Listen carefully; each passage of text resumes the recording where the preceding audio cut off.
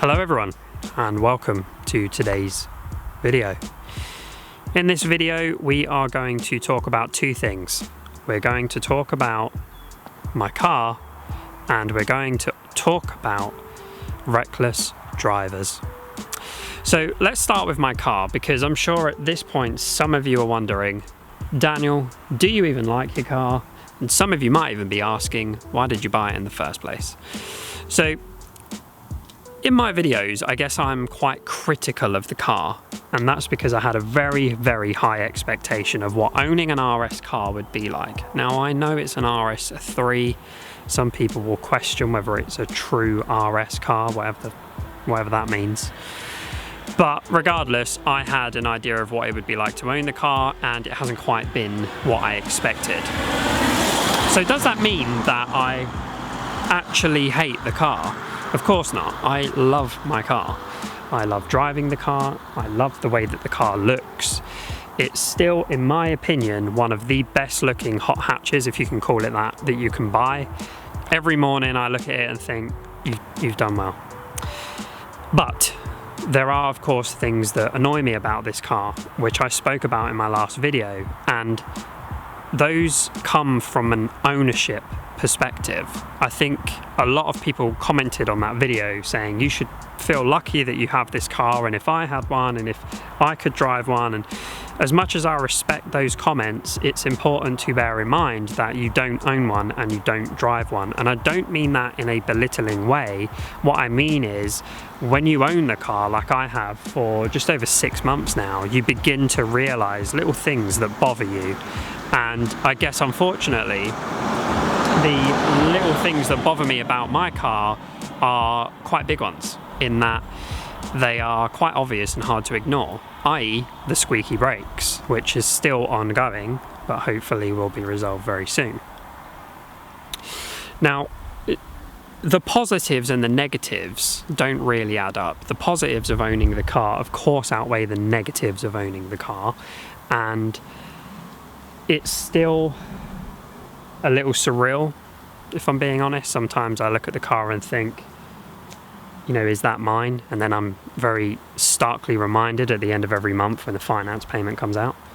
But yeah, I just thought I should clarify, because I know that I have quite a monotone, and I know that sometimes I can seem quite dismissive or I guess moany, and you know, that's not the intention. The whole purpose of that video was to talk about the things that I disliked and label them as hate. You know, it's quite a standard YouTuber thing now. I'm not really sure what I'm trying to say here, but I just thought that I should clarify that yes, I do love my car.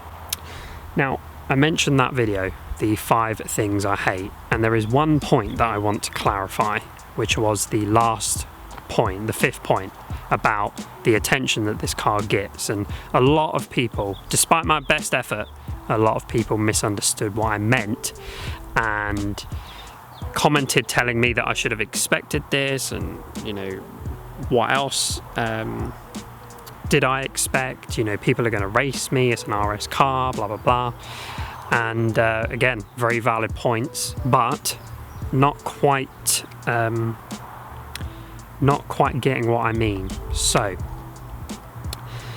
I think the best way for me to explain this is with a story. So about 3 years ago, yeah, maybe 4 years ago now, I had an Audi RS3. I made loads of videos about that car. I'll put some sort of B-roll around now to remind you of what that car looked like. It was my first Audi sports car, and I loved the car. I owned it for nearly 3 years.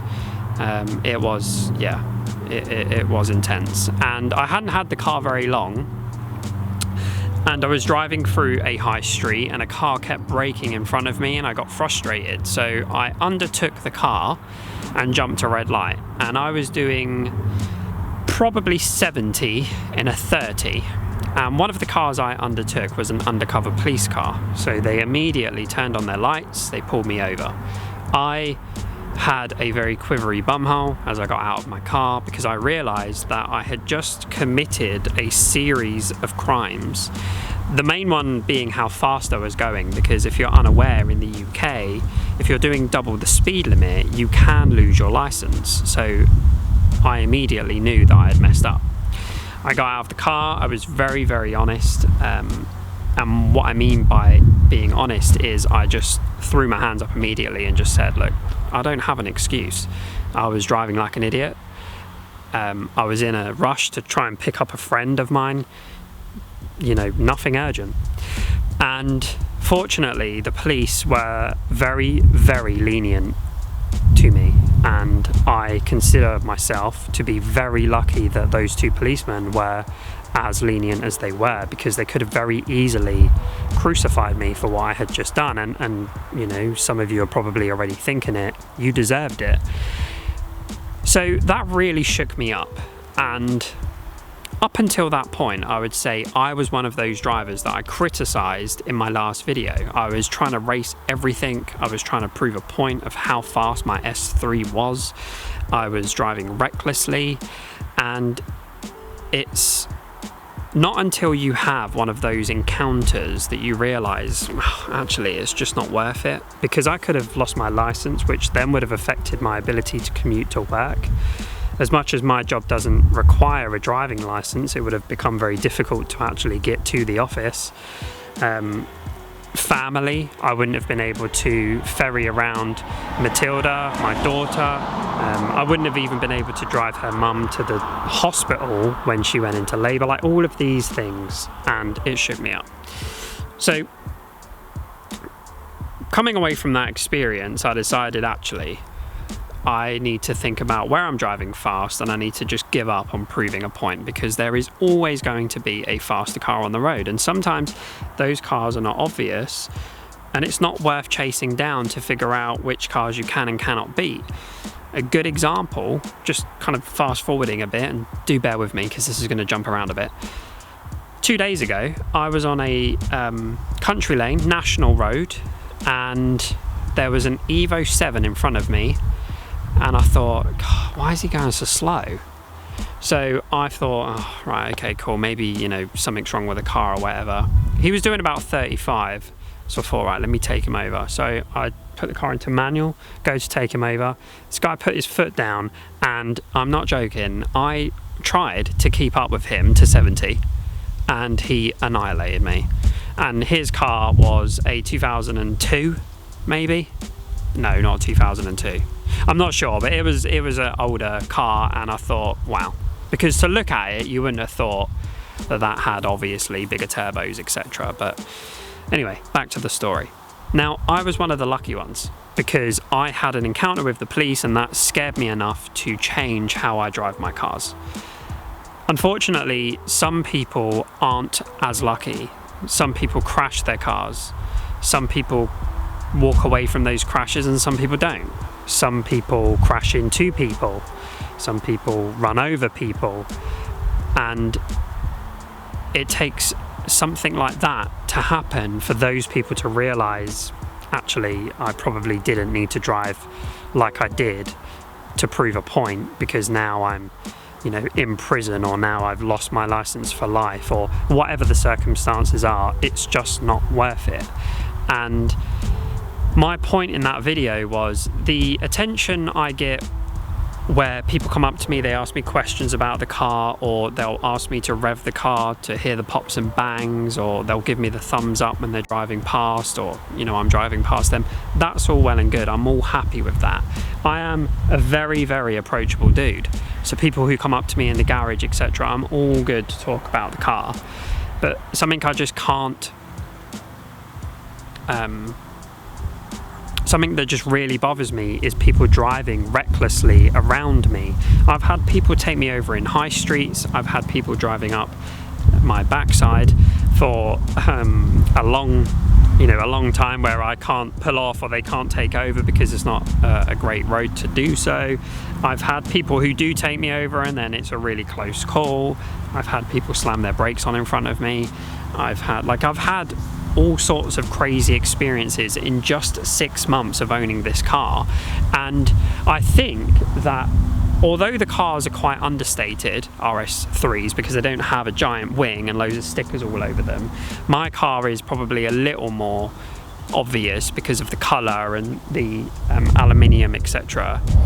Whereas my S3 was black, and you know, S3s generally, the facelifts are slightly different, but my model was generally very, very understated, so it was actually really easy to miss, and I didn't have the same experiences that I did, or that I do, sorry, with this in that car. So that's why it's something that stands out to me. And I guess as well, because I do a lot of journeys where I'm just ferrying around my child, it probably bothers me more than the average person, because I'm thinking, Jesus, if this person crashes into me, you know, it's not just me, it's her as well. So that was the point that I was trying to make. And it brings me back to my first point in this video, which is, despite making that video and talking very factually about the things that I hate, those are just things. The overall car I still very much love, and I have a lot planned. So I came to a bit of a fork in the road. I could either trade the car in. I've been talking to some independent financial advisors about the best options that I could take. We've been talking about the negative equity this car has and how much I'd need to pay toward trading this in for another car that has a higher residual value. Very interested in that route, but right now I think it's going to be route B, which is to potentially think about putting some more money into this car, which I know sounds crazy considering I've been complaining so much about paying for brake pads. But what I'm thinking is, wouldn't it be really cool if I could get this car to maybe 550, 600 brake horsepower, which is very achievable from the research I've been doing. And there are two ways I could do it. There's an inexpensive remap route, or there is a more expensive, more conventional tuning route, which is to begin to change parts of the car, like the air intake, possibly the exhaust and so on. Not many people do aftermarket parts for these cars at the moment, so it would be APR would be most of the parts would come from them.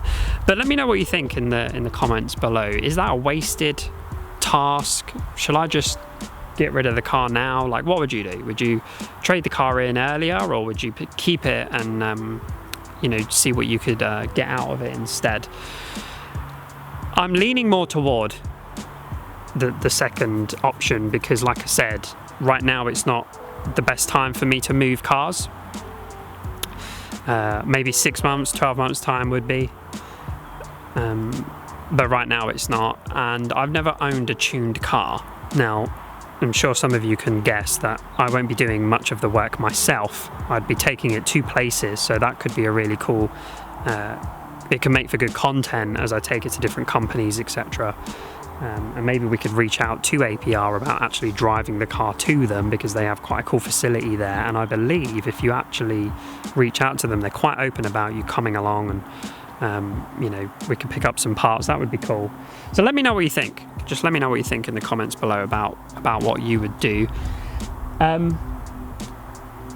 One other thing before we wrap this video up, I'm going to be making videos about other cars, and again, I'm going to need some advice here, because I don't necessarily want to be a car reviewer, but what I do want to do is make videos about cool cars. And I have, as I mentioned, friends who have some really unique cars that I think would make for good content. It would be good to get the owner's perspective on, you know, why did they buy the car and what interested them about that brand, etc, etc, etc. But again, let me know if you want me to just jump in the cars, drive them, review them. Do I need to invest in GoPros to make the best of this? Let me know. Would you be interested in hearing me talk about another car?